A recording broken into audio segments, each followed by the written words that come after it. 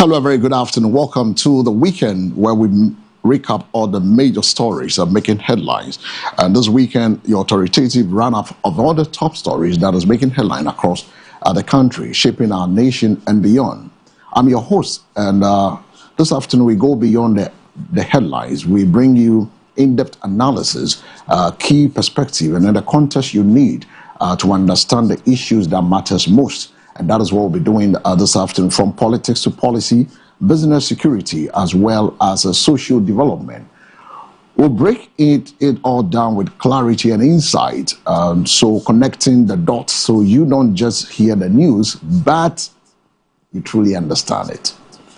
Stay with us as we unpack the week's bigger stories and set the agenda for the day ahead. Don't forget, we're having some conversation this afternoon also on the show. Here's the finest one for you. You can also connect with us on 0537158638, where you share your thoughts with us this afternoon. Now let's begin with the President John Dramani Mahama has reaffirmed government commitment to sustaining inflation within the single digits following a marked drop in the rate to 3.2 percentage points.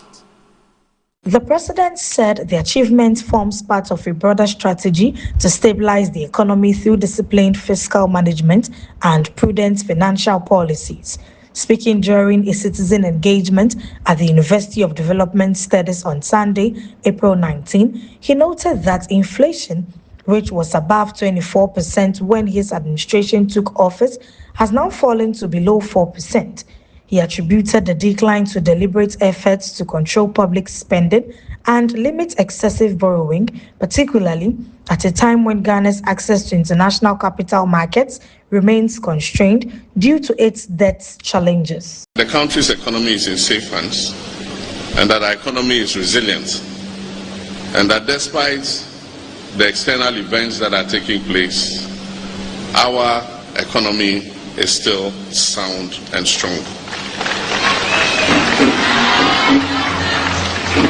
In many countries, there are shortages of petroleum products. Even in the United States of America, a liter of fuel was $2.98 just before the war. Today, that same fuel is about 4 cents.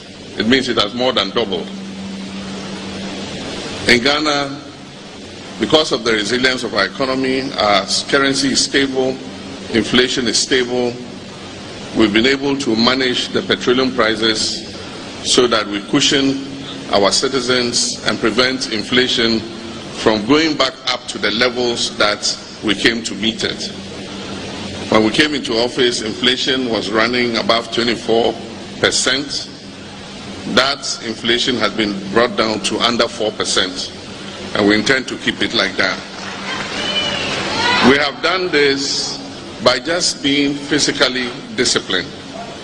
As you are aware, because of the debt default, Ghana was shut out of the international capital market. And so we are not able to go onto the international credit market to take any loans. Indeed, until this administration, I didn't believe that we could do some of the things we are doing using our own money. When the road minister was talking, he explained the huge number of roads that we're working on, mainly the highways linking regions to regions and regional capitals to districts. Today, we have 2,000 kilometers of roads ongoing at the same time. Now, away from the presidency and the president, we move straight to other story where the National Service Authority, NSA, has reduced its annual payroll from above 1.6 billion Ghana cedis to 700 million following the introduction of the tighter verification systems. Deputy Director General of the NSA, Lieutenant Colonel Moses Doknach Bengu, disclosed that the authority has strengthened its payment processes to ensure that only duly verified personnel receive allowances. He explained that the new system is designed to eliminate irregular payments, particularly those linked to ghost names, by enforcing stricter checks before disbursements are made. According to Lieutenant Colonel Bengu, The significant savings were achieved not by reducing the number of service personnel deployed across the country, but by tightening controls around how monthly allowances are processed. He noted that under the new revised regime, every national service person must undergo a monthly evaluation, which must be duly endorsed by a supervisor at their place of posting before payment is approved. The Deputy Director General stressed that measures reflect the NSA's renewed commitment to fiscal discipline and value for money. Previously, the payroll of the government was about 1.5 to 1.6 billion every year. As of last year, we paid barely about 700 million Ghana cedis, he said in an interview with Joy FM.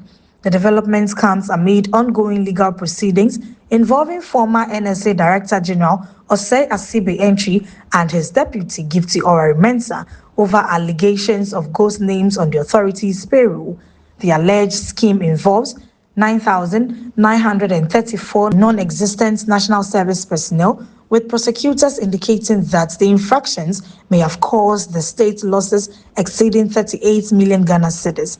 Lieutenant Kenny Okpengu further revealed that the authority has cleared most arrears owed to service personnel, with only 1 month much outstanding, adding that processes are underway to settle the remaining payments.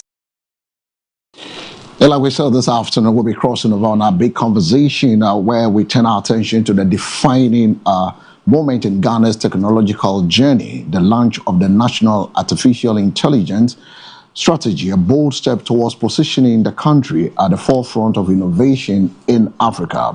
But as Ghana embraces artificial intelligence, the critical questions will be: how do we harness the AI development while safeguarding ethics, privacy, and jobs? Can innovation move fast without having people leaving behind? And to help us unpack these issues, we are joined by a leading voice in Ghana's tech and research space, Professor Jerry John Akamio, a director for grants and research, Kwame Nkrumah University of Ghana. Good afternoon, sir.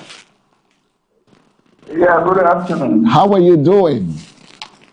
I'm doing well. I hope you are well too. I'm good by His grace. It's good to have you joining us this afternoon on our big conversation, looking at what happened yesterday, the strategic launch of the AI for development, a tool for Ghana. My question is, looking at what's transpired yesterday, how would you describe it before we go to our main conversations? Okay, thank you very much. So the name is Ponyo Jerry John Ponyo. Oh, it's rather Ponyo Jerry John, not Jerry John Ponyo. Sorry about that. They will do the correction. Thank you for correcting us. Yeah, that's fine. So as you already mentioned, yesterday was a defining moment in Ghana's tech space as far as AI is concerned. And it provides us with an opportunity to provide leadership as far as AI and its adoption in Africa is concerned. It offers tremendous opportunity, not just for people in the tech space, but for all Ghanaians and even beyond the shores of Ghana. And so if you actually represent, I would say it represents hope, and hope for everyone. Now, talking about bringing hope and hope for everyone, how would funding be directed towards and ensuring fairness and privacy when it comes to AI systems? Okay, so to begin with, as the President rightly mentioned, for supporting the implementation of the strategy, there is $20 million and there is $250 million that have been set aside for a computing and AI computing center. Now, he also did mention that as a preliminary step towards implementation of the strategy, a responsible AI authority or an office is going to be set up, which will have the independence to ensure that resources that have been allocated for AI within the country are properly used. And so, in terms of fairness, I would want to look at the authority that will be set up to ensure that things are done properly. Additionally, when it comes to privacy, the President rightly mentioned that we want to be certain that we are ethical in the implementation of AI solutions within the country. And so when it has to do with personal data, when it has to do with managing of people's personal data, whether it's health data or whatever it is, we will align ourselves with what is in the Data Protection Act to ensure that people's privacy are not infringed upon. Exactly. So, additionally, working with UNESCO, Ghana subscribes to the ethics as far as AI is concerned. And so, we will ensure that the right things are done as far as implementation is concerned. So, regarding funding, we will look at the authority that is set up to ensure that we use the resources judiciously, and with reference to fairness and privacy, we'll ensure that the Data Protection Act and the international laws that we subscribe to, we implement those regarding AI data adoption in Ghana. Thank you. Quite interesting. But another school of thought, people would definitely want to find out what are the safeguards being considered to protect citizens as AI adoption grows. Okay. So AI feeds on data, as I've already indicated. Yeah. And so a lot of data will be harnessed to be able to train our models. But it is important that we are responsible in the use of this data and ensure that we have the necessary consent before even the data is curated. So in terms of safeguards, one, ensuring that data is harnessed as per the data protection laws and ensuring that we are taking the necessary consent before we are able to use the data is one thing. So that is one thing that with reference to data privacy. Another issue regarding safeguards is that there is the whole fear with reference to AI coming to take away people's jobs. And so by way of safeguards, all the speakers who spoke yesterday were mindful of the fact that it is important that we build the capacity of our people so that rather than people losing their jobs, AI will help them enhance their productivity. And so one safeguard is building the capacity of the public sector so that rather than losing your job, you even become better at what you do. The third safeguard that I want to talk about, which was also mentioned yesterday, has to do with making sure we are leaving no one behind. So that borders on people who live with disability, people who live within a certain economic bracket, making sure that we have covered everybody and we are all benefiting as far as AI and its adoption is concerned. The fourth and final thing I will talk about has to do with making sure that we are covering every ground. We are not limiting ourselves just to the capital.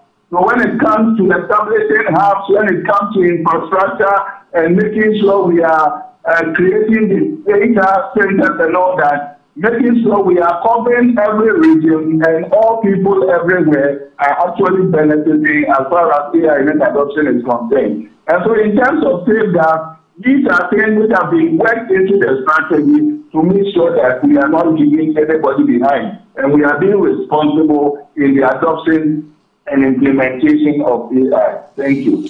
Interesting, but it's also another school. And when you didn't mention the areas that have to be looked at, and you've been in the research field for some time now. I mean, what specific areas do you think AI researchers are likely to receive the most support when it comes to growing together with our people and giving the people advantage of what the AI will do?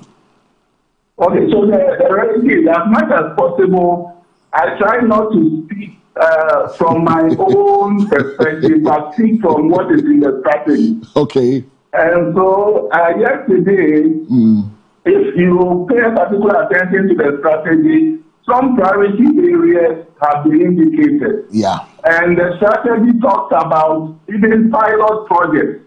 For instance, in the area of agriculture, in the area of healthcare, in the area of transportation, and even in the area of education. And these are some that have been mentioned, but as the president indicated, we've even started implementing AI in revenue collection and in the ports and all that. So what primarily it means is that there are key sectors that we want to focus on to ensure that we are showing results, and then we will scale up from that. And so areas like agriculture, areas like healthcare, areas like transportation and education are key areas that have been mentioned in the strategy, but it's not limited to these areas. Well, once it's not limited to this area, I want to find out if the AI strategy will benefit our postgraduate students and the young people who find themselves in those areas. Fantastic. So for someone who is in academia, I want to speak to my students, I want to speak to my younger colleagues in the state. It is a good time to be a Ghanaian researcher. It is a good time to be someone in the AI ecosystem. Because one of the things that the president talked about yesterday borders on making sure that we are not just consumers of technology, but becoming developers, developing homegrown solutions, indigenous solutions that can benefit everyone irrespective of location. And that is where researchers come in. And so there are some solutions that have been tried elsewhere. We need to indigenize them. We need to bring them home. So if we are developing, for instance, AI solutions in agriculture, how do we ensure that local farmers who do not speak English also get to benefit from this? That is a solution that our researchers in our various universities can work on. And so in summary, what we are looking at is not just developing solutions and then writing academic papers that will gather that on our shelves, but making sure that the research that we are doing is transforming life in our various communities. And this is a good time to be a researcher in our Ghanaian institution. Quite interesting. I've been a researcher. Prof, it's quite engaging having a conversation with us on the big conversation on the news review. But if successfully implemented, how do you see Ghana in what could Ghana's AI landscape look like in the next 5 to 10 years? So in the next 5 to 10 years, actually 2035, we are looking at Ghana that is an AI-powered society.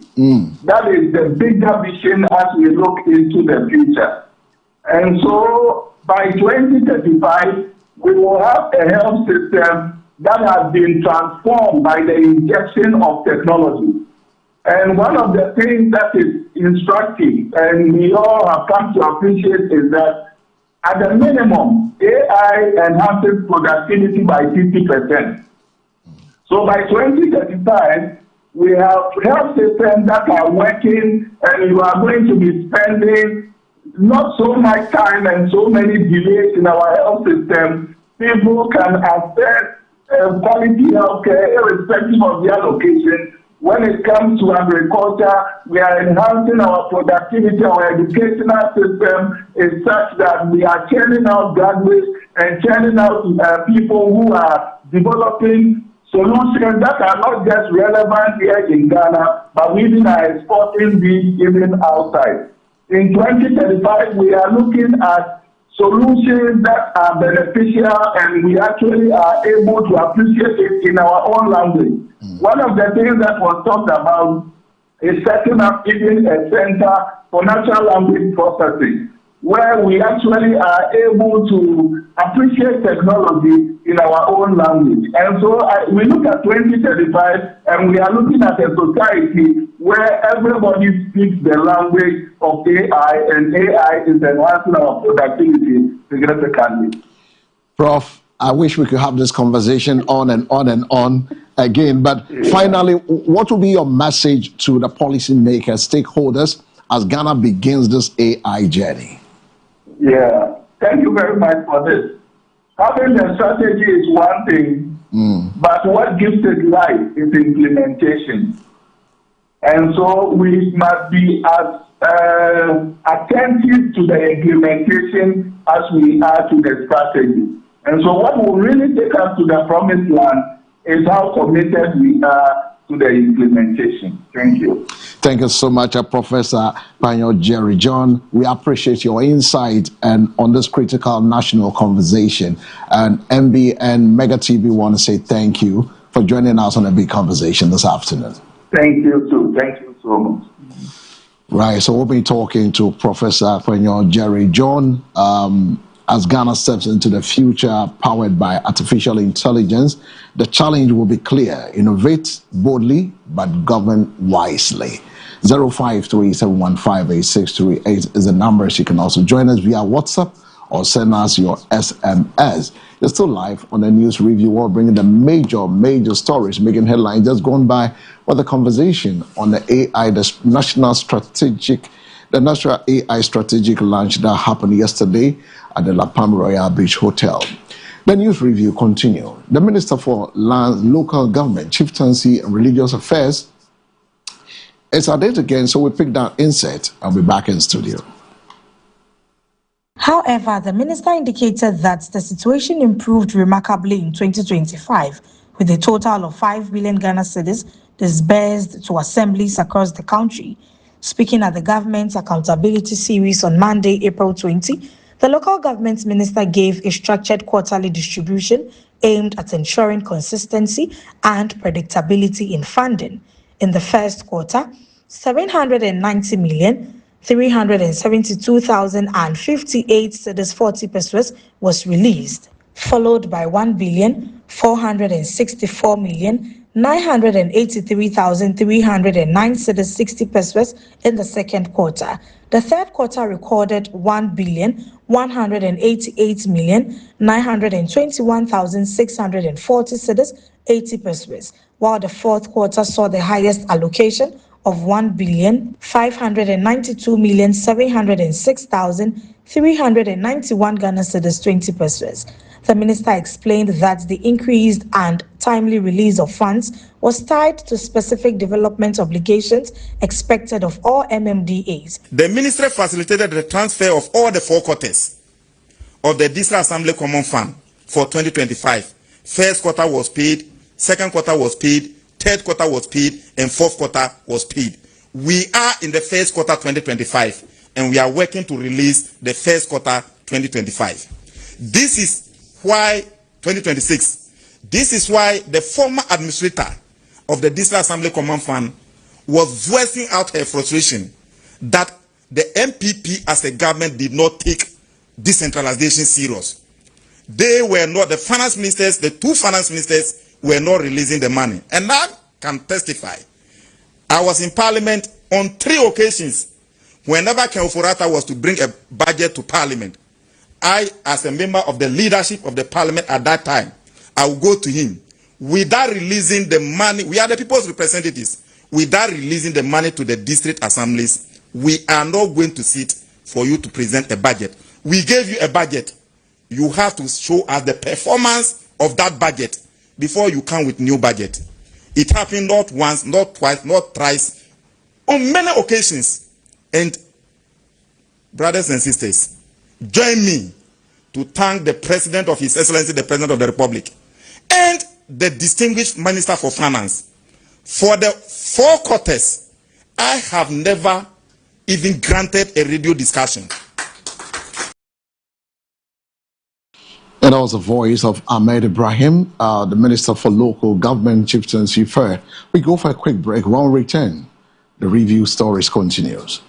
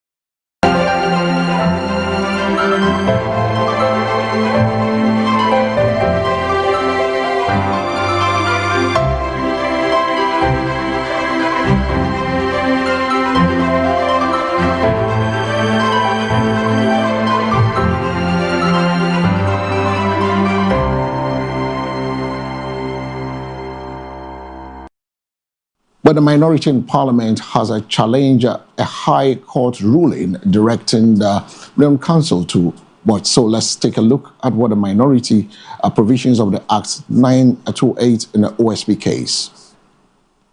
The Accra High Court on Wednesday, April 15, 2026, ordered the Attorney General's Department to immediately assume control of all ongoing criminal cases under the OSP pending formal authorization. The ruling effectively transfers prosecutorial authority from the anti-corruption body to the Attorney General, fueling debate over the independence and future role of the OSP. It has also heightened concerns about whether the office can operate autonomously if its cases remain subject to oversight or reassignment by the Attorney General's Department. However, the Minority Caucus insists the High Court acted beyond its remit. Speaking on behalf of the group on Tuesday, April 21, the Member of Parliament for Gushegu and Deputy Ranking Member on the Constitutional and Legal Affairs Committee of Parliament, Al-Hassan Tampuli, argued that the ruling amounted to an improper constitutional interpretation, one that falls exclusively within the jurisdiction of the Supreme Court. On the constitutional propriety of the ruling itself, the minority stands firm. Article 1301 of the 1992 Constitution vests exclusive original jurisdiction in the Supreme Court in all matters relating to the enforcement or interpretation of the Constitution.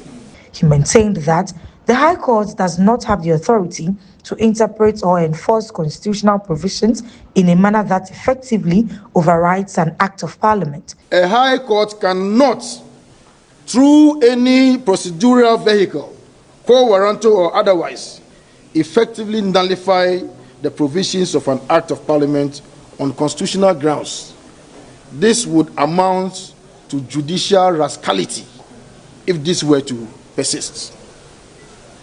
That is not the province of the High Court. It is the exclusive jurisdiction of the Supreme Court, and no other agency can share it with the Supreme Court. The caucus further maintained that the law establishing the OSP remains in full force. The OSP correctly stated in its immediate post-ruling response that the High Court does not have jurisdiction to, in effect, strike down parts of an act of Parliament as unconstitutional, and that it is only the Supreme Court which can do so. As far as we are concerned, Act 959 remains valid, in force, and unrepealed. The Supreme Court has not spoken. Until it does, Act 959 is the law of the land.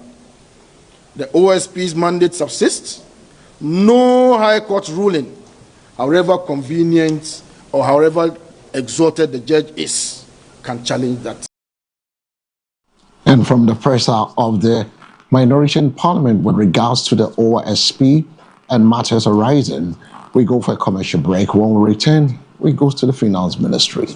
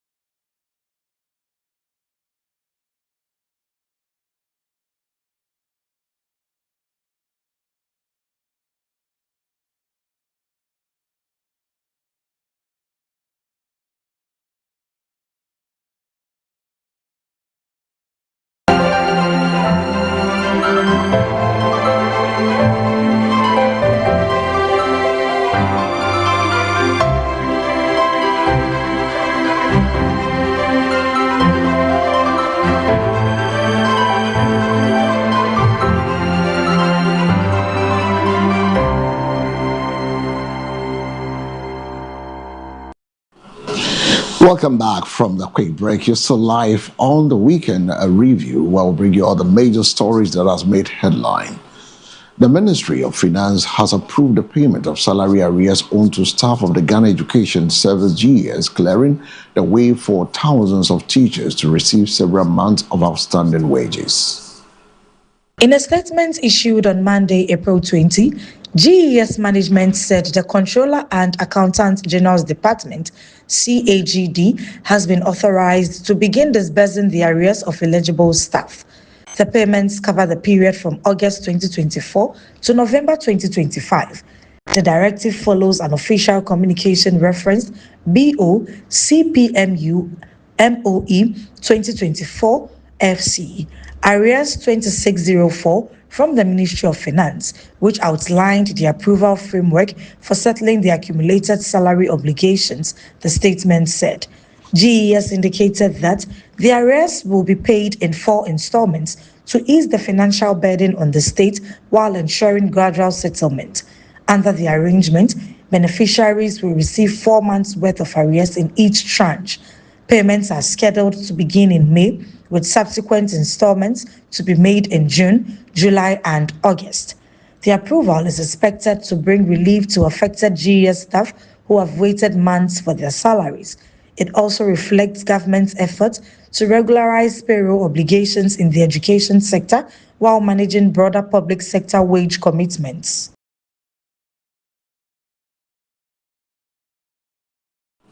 In other stories, after months of warning and also extended grace period, authorities have begun a nationwide clampdown on unregistered commercial motorbike readers and also delivery service operators in the country.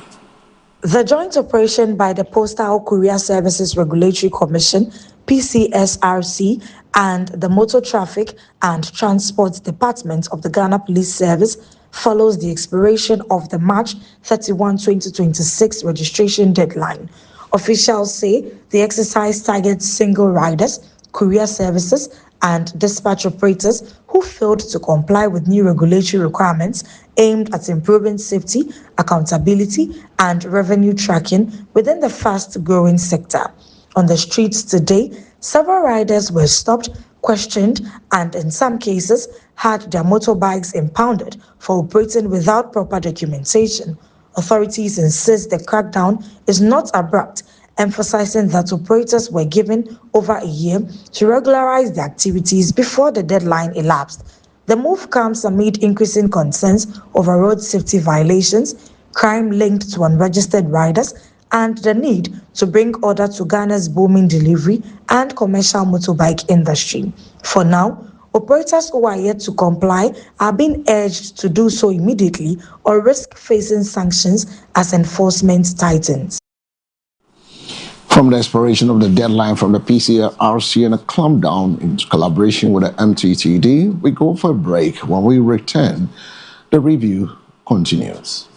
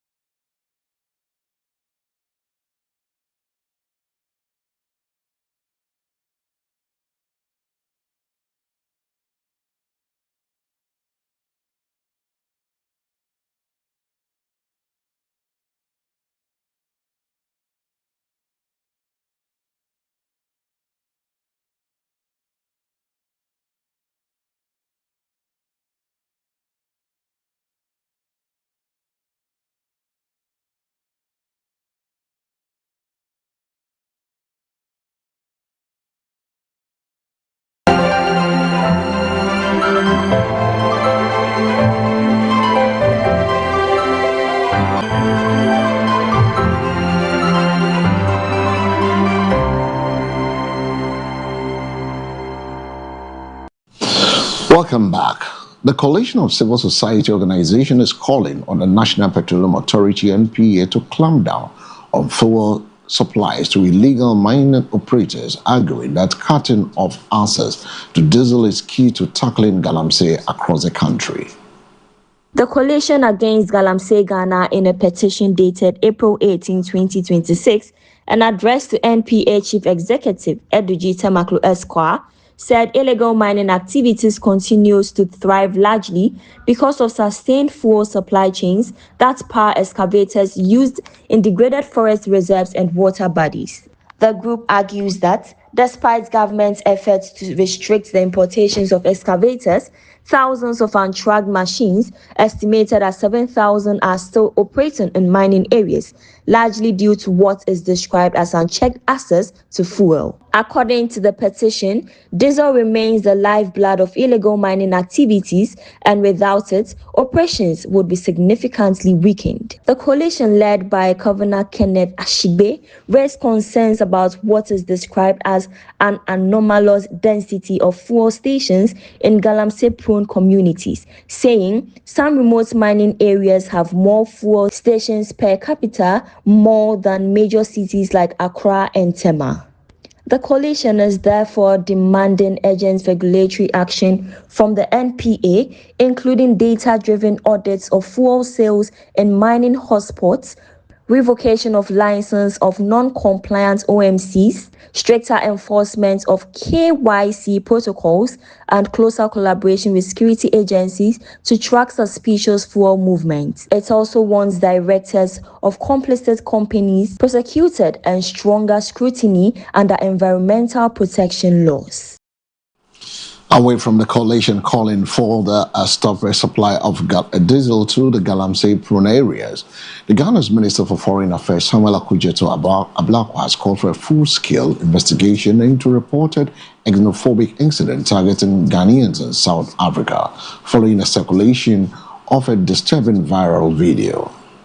The intervention comes after a viral video surfaced on social media showing a South African woman leading a youth group to confront a Ghanaian resident, accusing him of overstaying and calling for foreigners to return to their home countries rather than seeking opportunities abroad.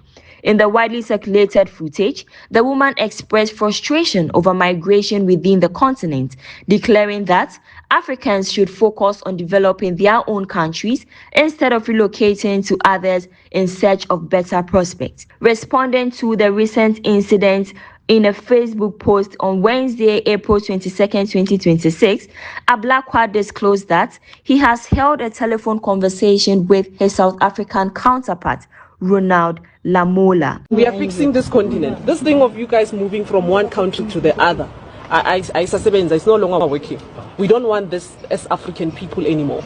We are tired of seeing African migrants moving all over the world, refusing to fix your own countries. Now we're making it very clear to you guys, Utitina, we don't want you here. We want you to fix your countries. Now you came here with a traveling document, you came with a passport. You know that you are a visitor, but now you decided to come and integrate in our communities. You know very well that what you have done is wrong. How many children do you have here? We can come to Ghana and do what you're doing. Your passport. Eh? Now you are carrying your bucket. It's 11 a.m. You were supposed to be fighting the government of Ghana there to ensure that they are getting things right. No, there's no fight in Ghana. You must fight what they do. Where's your papers? Passport. Passport. Where's the passport? Take it out. Baba. Let me see your passport. Let me see. Luna. Okay, tell me. Who's the police officer that you are bribing to certify these things for you? Baba, let me tell you. I'm not police. These things, let me tell you, you know by law you're not supposed to certify as an immigrant. You're not allowed to certify your passport. No. Okay, why do you certify your passport in a foreign land? Okay. Let's just start there. Why do you certify your passport in a foreign land? You see, it was raining. You guys now go Facebook. It was raining these days. Then when you go out with the passport, sometimes it gets spoiled. That's why I satisfy it so that it won't spoil. Baba, Ghana don't do that. Okay. Ghana don't do that. All right, sharp. Ghana let me is show the you. only African country that is. Let me show you that when you are abusing our systems, on the 10th of April, okay. The 10th of April, you entered your country when? The very same day you came back when? Yeah, it's a proof. Yeah. Proof. Here's the proof. Let crocodile can't go. You went to Ghana on the 10th and then you came back. No, because here it says you exited Ghana to South Africa. When? Here it says you entered, here you exited. And it's the same date. It's the 10th of April, 10th of April. This stamp you got there in Elop Street. Away from the xenophobia attack on a Ghanaian in a video that's gone viral, the streets of Sunyani were awash with the party colors on Wednesday as the supporters of the New Patriotic Party, the MPP, staged a massive Yensro Ehunehuna, "We are not intimidated" demonstration in the capital, Sunyani. Clad in black, red, white and blue demonstrators marched through principal streets chanting "Yensro Ehunahuna" to signal defiance and resilience in the face of what they describe as political intimidation. The protest, which drew hundreds of party faithful, is part of growing agitation within sectors of the MPP as supporters demand fairness, transparency and respect for internal party processes. Adom News' Christina Kumar reported that the protest was peaceful, but participants remain resolute, warning that they will sustain pressure until their concerns are addressed. Participants carried placards with the bold inscriptions and sang party songs, creating an atmosphere charged with both protest and solidarity. Some protesters said the demonstration was meant to send a clear message that they would not be silenced or sidelined. The demonstration is in response to what the NPP has described as growing intimidation and a clampdown on free speech. The protest follows the arrest of the Sunyani East Communications Officer Abubakar Yakubu over allegations of offensive conduct, false publication, and the circulation of statements deemed likely to incite fear and panic.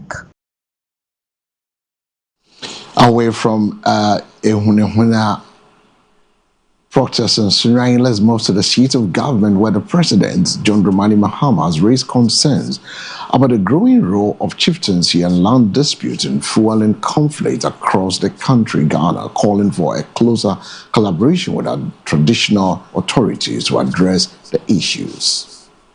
Speaking during a courtesy call by the Eastern Regional House of Chiefs, where discussion focused on security, development and the role of traditional leadership, President Mahama said disputes linked to chieftaincy and land boundaries remain a major challenge to peace in many parts of the country. He explained that although the government recognizes the seriousness of this situation, its ability to intervene directly is limited by law. Despite this limitation, he said the need for stronger cooperation between the government and traditional leaders. On the economy, President Mahama said Ghana is approaching key milestones, including the end of its program with the International Monetary Fund (IMF). On infrastructure, the president announced plans to expand healthcare delivery in the newly created regions. He said he will begin on some regional hospitals this year. He also addressed delays in the Eastern Regional Hospital project, assuring that steps are being taken to complete it. In the area of education, President Mahama revealed plans to fast-track the establishment of a new university to expand access to tertiary education. Away from the presidency, the Greater Accra Regional Minister Linda Akwele Oklu has confirmed that the Regional Coordinating Council has finalized plans to demolish illegal buildings within the Sakumono Ramsar site. The minister announced the exercise will target structures situated in those called zones of protected wetland to restore the ecological integrity of the areas. The government has identified specific areas between Accra and Tema where developers have ignored previous warnings to halt construction activities. Official data indicates that the core area of the wetland has decreased from 13 square kilometers to approximately 8.2 square kilometers due to rapid urbanization. Minister Oklo explained that the site provides essential ecosystem services, including flood control and water purification for surrounding communities. She emphasized that the encroachment threatens the diverse wildlife and migratory birds that have relied on the coastal wetlands since its designation in 1992. The Regional Coordinating Council will partner with the Forestry Commission and the Tama West Municipal Assembly to execute the clearing exercise starting next week. Authorities note that unauthorized construction and waste dumping remain the primary factors contributing to the degrading of the internationally recognized wetland. The minister stated that intelligence reports have uncovered renewed physical development despite earlier directive aimed at protecting the site. She warned all prospective land owners to refrain from any form of activities within the enclave to preserve its natural function. The regional minister noted that chieftaincy and land dispute continue to persist as emerging threats to regional stability. She urged stakeholders to maintain peace while the government addresses the technical aspects of land management and site protection. The upcoming demolition exercise will represent a firm commitment to upholding the Ramsar Convention standards within the Greater Accra region. Security agencies have been directed to provide the necessary support to ensure the safety of the task force during the operations. Indeed, out of an estimated 13 square kilometers of land, the core area has been reduced to approximately 8.2 square kilometers. Following this development, RECSEC will support the Forestry Commission and the Tama West Municipal Assembly to undertake a demolition exercise to remove unauthorized structures within the core zone of Ramsar site and other Ramsar sites, hopefully next week. So next week, there will be a demolition exercise within the Tema and other environs. Accordingly, I wish to sound a clear warning to all developers and prospective land users to strictly refrain from any form of activities within the Sakumono Ramsar site and other Ramsar sites, so as to preserve it and enable us to continue serving its critical environmental and flooding control functions. Now we'll move to the corridors of the Member of Parliament for Ningo Pampram, Samuel Nate George, says the Human Sexual Right and Family Value Bill will be processed expeditiously by Parliament and forwarded to the President, John Dramani Mahama, to assent, insisting legislative effort hasn't been stalled, despite his recent appointment as a minister. Sam George, the principal sponsor of the bill, made the remarks during a stakeholder engagement organized by Parliament's Constitutional and Legal Affairs Committee, which has begun clause-by-clause consideration of the proposed law following its referral by the Speaker of Parliament. The bill, commonly referred to as the Anti-LGBTQI Bill, seeks to impose criminal sanctions on same-sex relations and related advocacy activities. It has been one of the most controversial legislative proposals in recent years, drawing both strong support from religious groups and criticism from civil society organizations and human rights advocates. Sam George dismissed suggestions that its elevation to a ministerial role under the Mahama administration had caused sponsors of the bill to distance themselves from its progress. He also referenced public comments by co-sponsor Intim Fujo, who had denied claims that sponsors had abandoned the legislation, saying the bill remained actively before Parliament. Sam George told the committee that lawmakers have already worked through the clauses of the bill and expect limited changes at this stage. He further made reference to appeals from religious leadership, including the Catholic Bishops' Conference and the Office of the National Chief Imam, urging Parliament to consider their positions in advancing the bill. It is important that I believe that we have done this, but we will respect the processes. The processes for the passage of a private member's bill must be respected to the latter through every single phase. So even though we want expediency, I will urge that we do what the letter of the law says is the process. Given the experience of 2024, where the bill suffered 3 court suits, not one. There were 3 suits against this bill. But because of the rigorous nature that we went through and Parliament did its job right, the bill survived all 3 suits. We do not want a situation where tomorrow, after we pass it, somebody goes to court on procedural grounds to say that a committee or Parliament skipped a ground. But let us carry out the procedures expeditiously. Mr. Chairman, I would not belabor the issues of why the bill is before this parliament again.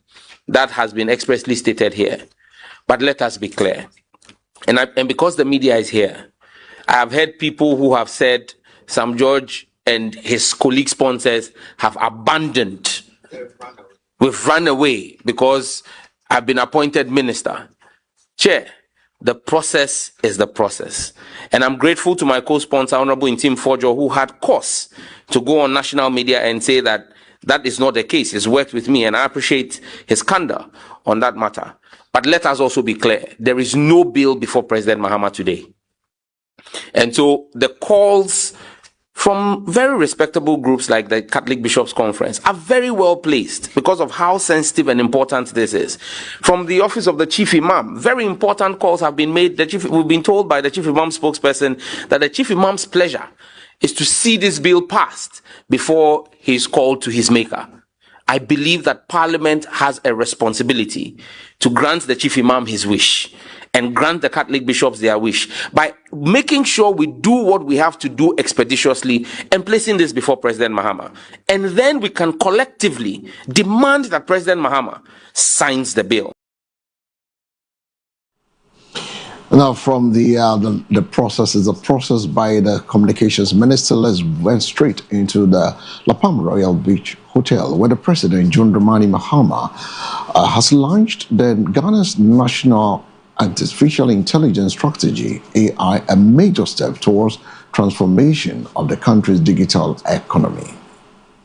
The strategy is expected to position Ghana as a leader in artificial intelligence development in Africa, while improving service delivery and driving innovation across key sectors. The National AI Strategy, unveiled in Accra, provides a comprehensive roadmap for integrating artificial intelligence into Ghana's economy, with focus on agriculture, healthcare, education, and finance. Government says the initiative will modernize public services, boost productivity, and create new opportunities for businesses and young people. The launch follows cabinet approval of the policy framework and includes a $250 million investment in a national AI computing center to support research and innovation. Officials say the strategy will also focus on building digital skills, strengthening data governance, and promoting ethical use of artificial intelligence. Authorities believe the initiative will not only improve efficiency in governance, but also position Ghana as a competitive player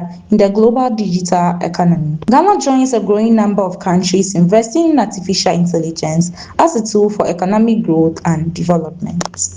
Distinguished ladies and gentlemen, this strategy does more than sets policy direction. It issues a national call to action. It calls on government to lead responsibly. It calls on academia to innovate boldly. It calls on the private sector to invest with confidence. It calls on our youth to prepare with urgency. And it calls on all of us to work together to ensure that AI becomes a force for inclusion, productivity, creativity, and national progress. Let us therefore move forward with confidence, with discipline, and with ambition. Let us build an AI future that is not imported, but is shaped by our own values. Let us deploy innovation not for its own sake, but in the service of our people. And let us ensure that in this new technological age, Ghana leads with vision, purpose, and responsibility. And so, ladies and gentlemen, Mr. Chairman, at this juncture, it's now my singular honor and privilege to officially declare the National Artificial Intelligence Strategy of Ghana duly launched.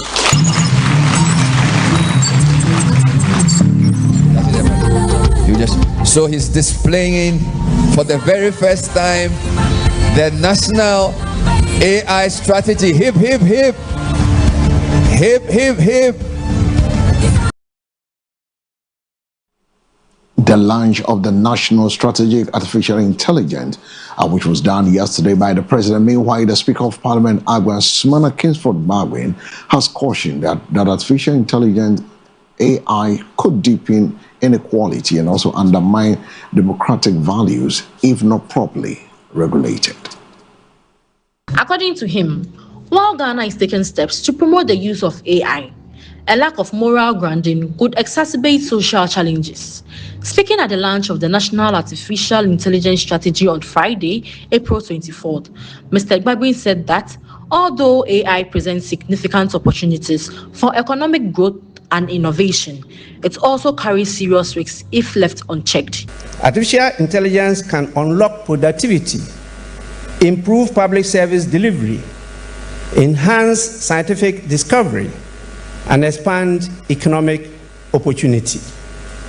At the same time, if left unchecked or poorly governed, it can deepen inequality, weaken social trust, threaten privacy, and marginalize the most vulnerable among us. He stressed the importance of ethical oversight in the development and deployment of AI technologies. It is therefore not enough to be technologically advanced. We must also be morally grounded. It is our constitutional and ethical obligation to ensure that AI is developed and deployed in a manner that uplifts the Ghanaian spirit, protects human dignity, safeguards our democracy, and expands opportunity for all. The speaker noted that the newly launched national strategy should be seen as more than a technical framework.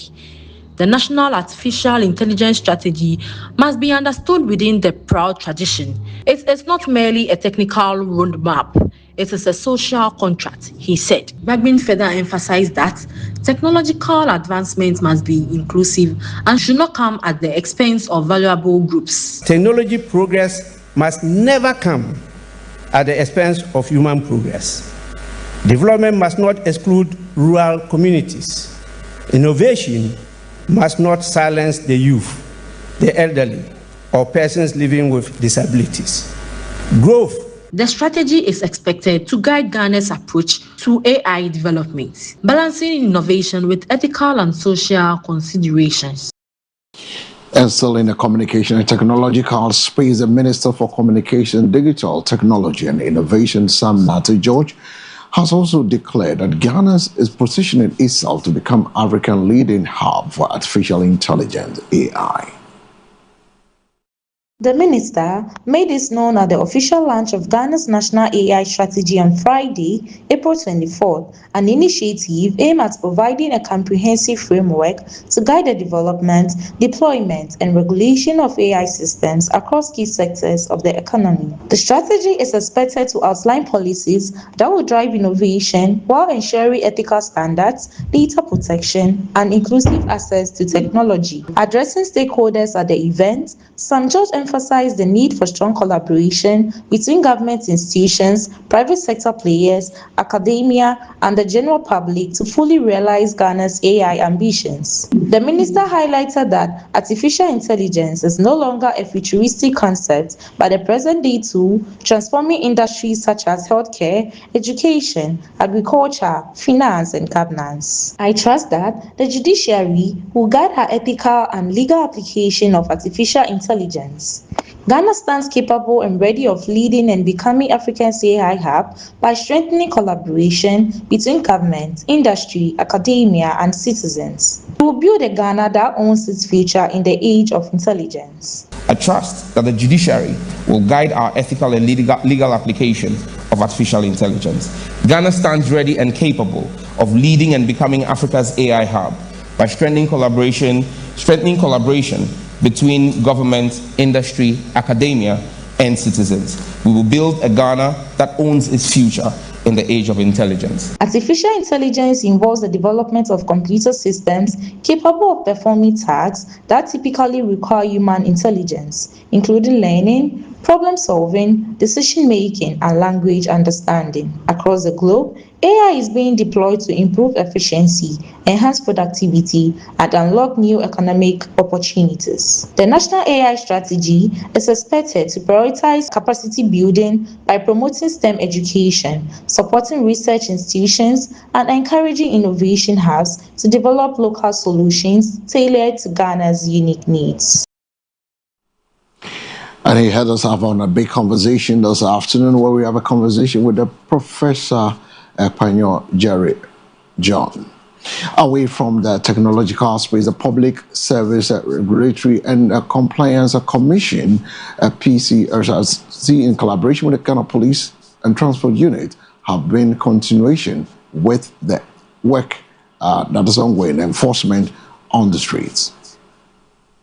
The operation, which is underway in parts of the capital and other key locations, forms part of effort to ensure street compliance with regulations governing the sector and to enhance safety, discipline, and accountability on the roads. At various checkpoints, enforcement teams are stopping motorcycles for inspection of registration documents and rider identification. Riders found without valid documentation are being removed from active operation, while some motorcycles are being impounded in accordance with regulatory procedures. Authorities say the exercise follows the expiration of a registration deadline set for March 31st, 2026, after a long period of public sensitization and opportunities for operators to regularize their status. Some riders affected by the ongoing operation have expressed concern, citing delays in processing their registration documents.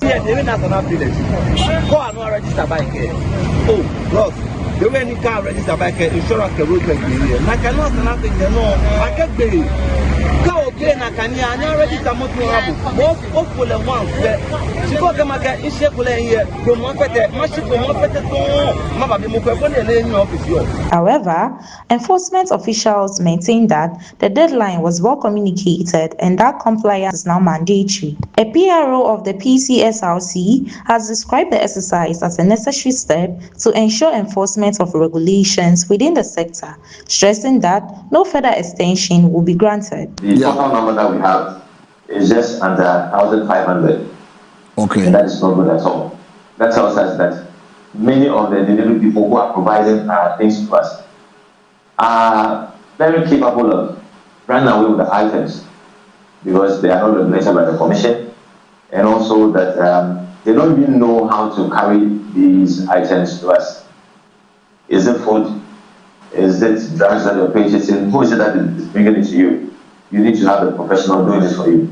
So we encourage those operators not to wait for us to get them on the streets, but they should come to the commission. The police MTTD says it is supporting the operation to ensure road discipline and smooth enforcement, adding that only duly registered riders will be allowed to operate. The enforcement exercise is expected to continue in phases across the country in the coming days as authorities intensify efforts to achieve full compliance. Operators who have not yet registered are being urged to do so immediately to avoid sanctions, including fines, prosecution, and impoundment of motorcycles.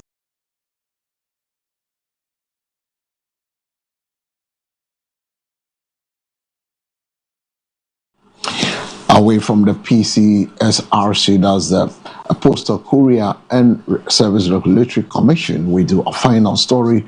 We move straight away to the business desk. This is up from 101,230. Increased by 8.7% in year-on-year terms to 110,087 in January 2026. The Bank of Ghana disclosed this in a March 2026 monetary policy report. This is up from 101,237 arrivals recorded a year ago. However, compared to a month earlier, passenger arrivals recorded at the international airport and the land borders went down by 18.9%. Meanwhile, international trade at the country's two main harbors, Tema and Takrady, as measured by laden container traffic for inbound and outbound containers, improved during the period under review. Total container traffic increased by 13.6% year-on-year to 74,508 in January 2026, up from 65,594 recorded for a similar period in 2025. On a month-on-month basis, total container traffic declined by 9.8% when compared to 82,624 recorded in December 2025. The Minister for Trade and Agriculture and Industry, Elizabeth Ofosu-Esari, has underscored Ghana's readiness to leverage on the global platform of the 2026 FIFA World Cup to promote local products and also expand export opportunities. Speaking at the launch of the Made in Ghana FIFA World Cup 2026 Expo organized by Litina Travel Club, the minister said the initiative reflects a strategic effort to position Ghanaian goods and services on the international stage. The expo, scheduled for June 22 to 23 in Boston, is expected to showcase Ghanaian creativity, innovation, and industrial capacity to a global audience, particularly targeting the Ghanaian diaspora and international investors. According to the minister, the event will serve as a bridge connecting local entrepreneurs, manufacturers, and creatives to global markets while strengthening Ghana's competitiveness in non-traditional exports. She noted that initiatives of this nature align with government's broader agenda to promote made-in-Ghana products and drive economic growth through exports. Ghana exports around 4 billion in non-traditional exports every year. With the right platforms and the right partnership, I believe we can lift the figure to 10 billion before the decade is out. This Made in Ghana Expo is one of the stepping stones that will take us there. Distinguished ladies and gentlemen, let me be specific about what Ghana brings to Boston, because specificity is the best answer to doubt. We bring an artisanal heritage, kente and kente-inspired fashion, textiles, beadwork, wood carvings, and leather that for centuries have commanded premium in America. Our fashion designers, already on the international runway, are ready for the commercial channels this expo will open. On her part, the Chief Executive Officer of Litina Travel Club, Ernestina Abrokwa ESQ, described Boston as a strategic choice for the expo. People associate games like this with enjoyment, and business often doesn't mix well with enjoyment.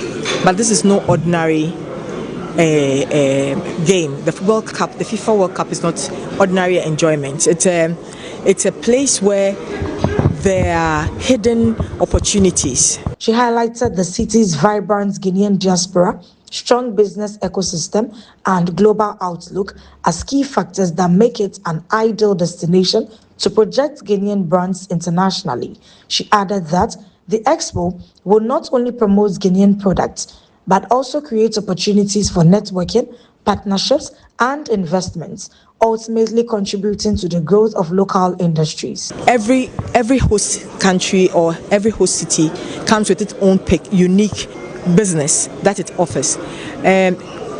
Boston is very unique. I mean, Boston has been calling for a long time.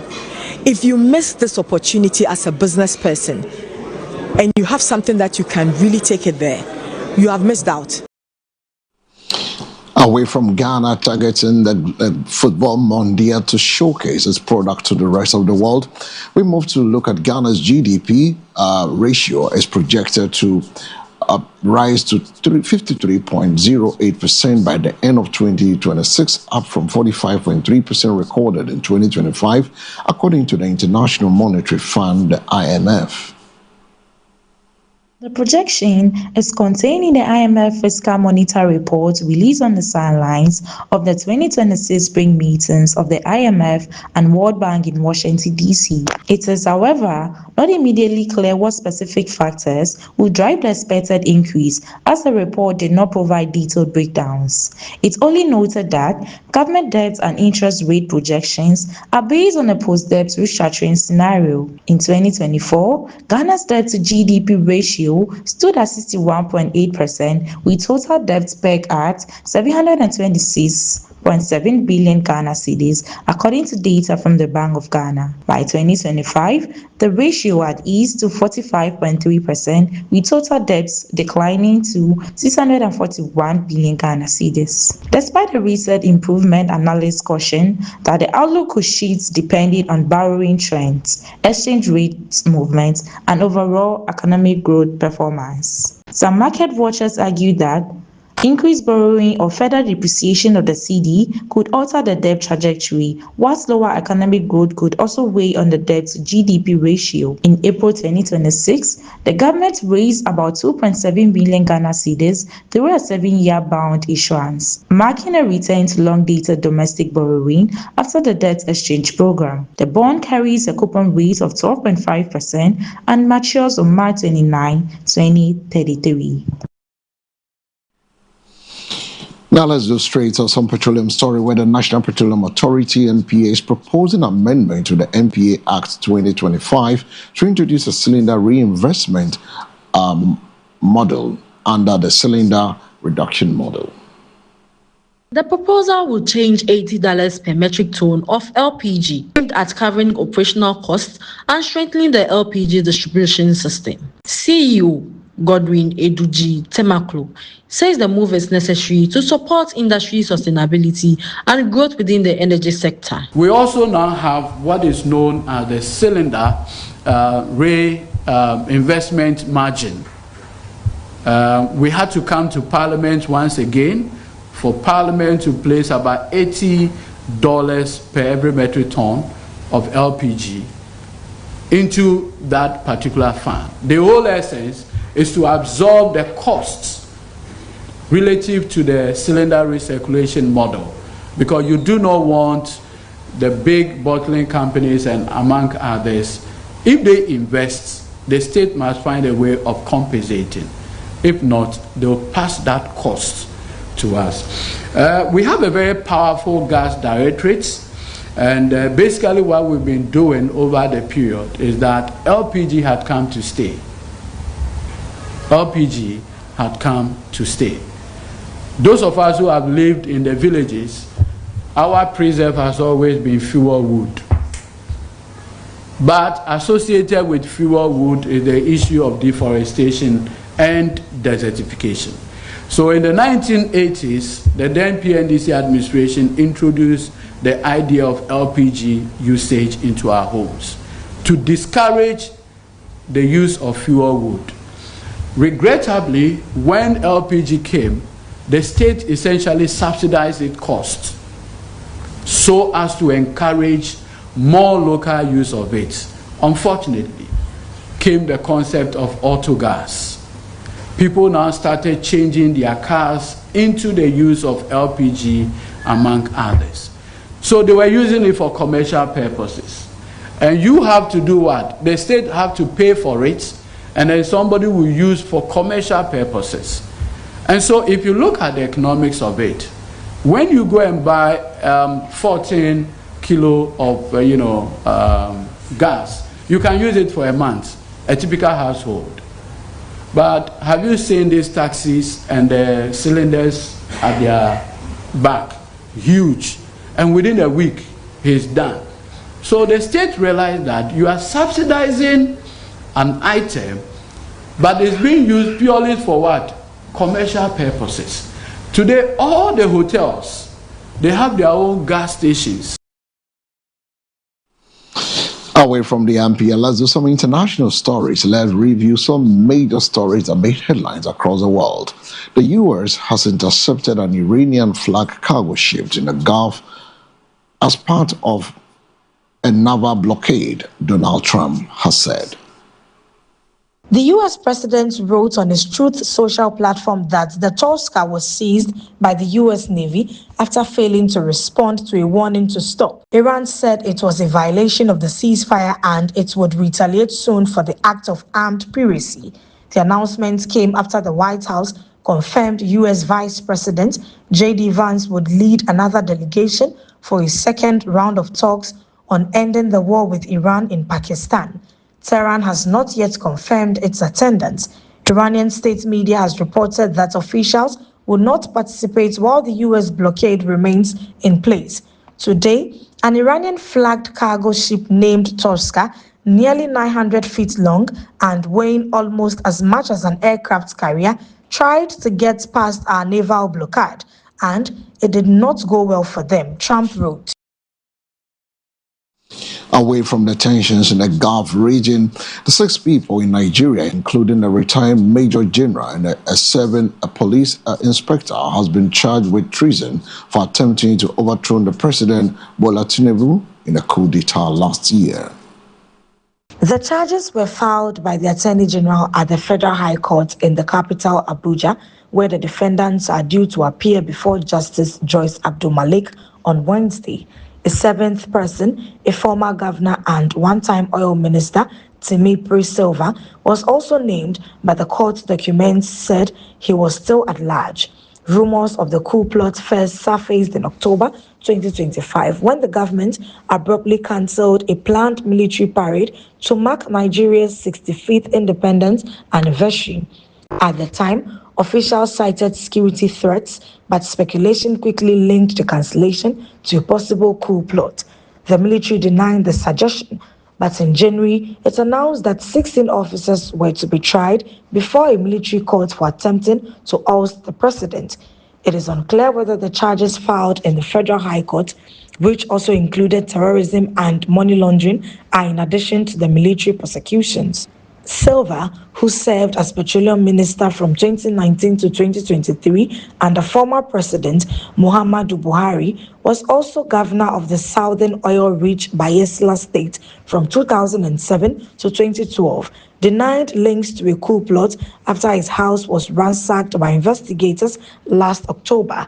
According to the charge sheet, the 6 defendants, who have yet to comment on the allegations, conspired with one another to levy war against the state to overawe the president. The court appeals suggests that coup plot was led by Colonel Mohammed Al-Hassan Maji, who was arrested along with other accomplices.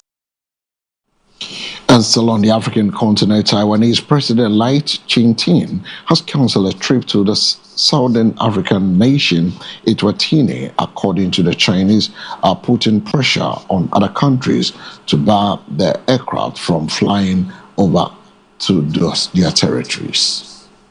Seychelles, Mauritius, and Madagascar revoked Lai's flight permit after intense pressure and economic coercion from China, said a Taiwan official.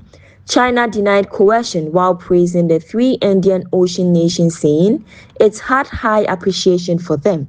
This is the first time publicly known instance where Taiwan's leader has had to cancel a trip due to revoked flight permits.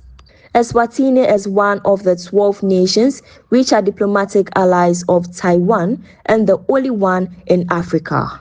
According to news agency Reuters, Seychelles and Madagascar said they took the decision because they do not recognize Taiwan. Taiwanese officials claimed that the 3 African countries revoked the flight permits unexpectedly and without prior notice. Away from the issues and the tensions in the southern African countries with Taiwan, Iranian top negotiators said it is not possible to reopen the Strait of Hormuz due to blatant violation of the U.S.-Iran ceasefire. Those violations include the U.S. naval blockade of Iranian ports and warmongering by Israel on all fronts, says Mohammed Bagher Ghalibaf. Earlier, Iran seized 2 cargo ships in the Strait of Hormuz after Donald Trump extended the U.S.-Iran ceasefire. BBC Verify has located the attacks here while extending the ceasefire. Trump also said the U.S. blockade of Iranian ports would continue. Talks between the U.S. and Iran were due to resume in Pakistan this week, but are yet to start. The Strait of Hormuz is now too dangerous for all but a trickle of traffic. From the issues between the tension between Iran and U.S. surveys on the state of the Strait of Hormuz, we bring you to the final story on the international front, where NATO says there is no provision for member states to be suspended or expelled from the military alliance after a report says the U.S. could seek to suspend Spain over its Iran's war stance. Reuters quoted a U.S. official who said an internal Pentagon email has suggested measures for the U.S. to punish alliance believed had failed to support its campaign. The email also suggested reviewing the U.S. position on the UK claims to the Falkland Island in the South Atlantic, which are also claimed by Argentina. A NATO official told the BBC that the organization founding treaty does not foresee any provision for suspension of NATO membership or explosion. Spain's leader has also dismissed the reports. The BBC has contacted the Pentagon and UK government for comment. Donald Trump has repeatedly criticized NATO alliances for their reluctance to play a greater role after the US and Israel attacked Iran in late February, and Iran subsequently restricts shipping through the key Strait of Hormuz route. Spain has refused to allow the use of air bases on the territory for attacks on Iran. The US has 2 military bases in Spain, Naval Station Ruta and Maron Air Base. Sanchez added that Spain supported full cooperation with its alliance, but always within the framework of international law. Meanwhile, UK Prime Minister Keir Starmer has insisted that greater involvement in the war or the current US blockade of Iran's ports is not in the UK's interest. The UK has allowed the US to use British bases to launch strikes on Iranian sites targeting the Strait of Hormuz, and RAF planes have taken part in missions to shoot down Iranian drones. And that brings us to the end of this week's weekend news review. From major policy decisions to developments shaping our economy and society, it's been a week that underscores the pace of change and the importance of staying informed. As always, we'll continue to track these stories and bring you updates as they unfold. Thank you for joining us. I'm your host, El Samuels. Have a restful weekend and a productive weekend as well. Stay with us for more programming right here. Good afternoon.